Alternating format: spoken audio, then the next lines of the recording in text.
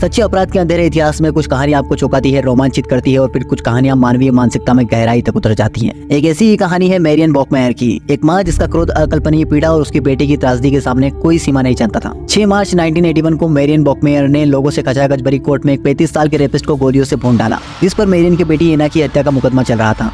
दरअसल जब उसकी तीसरी बेटी एना 7 साल की थी, एक दिन एना स्कूल ना जाने का बहाना कर पड़ोस में रह रहे क्लोस गैब्रोस्की के घर जाकर उनकी बिल्लियों के साथ खेलने गई थी। एक्चुअली वो कई बार अपने पड़ोसी के यहाँ जा चुकी थी, लेकिन उस दिन क्लोस गैब्रोस्की ने उसे कई घंटों तक कमरे में बंद रखा, उसे सेक्सुअली असोल्ट किया और फिर उसे मारकर एक बक्से में बंद कर नहर के किनारे फेंक दिया। लेकिन जैसे ही उसकी पत्नी को पता चला तो उसने क्लोस गैब्रोस्की को अरेस्ट करवाया, लेकिन क्लोस ने मैरियन के ऊपर उल्टे आरोप लगाए। इन झूठे और अजीब आरोपों की वजह से मैरियन दुखी और क्रोधित हो चुकी थी।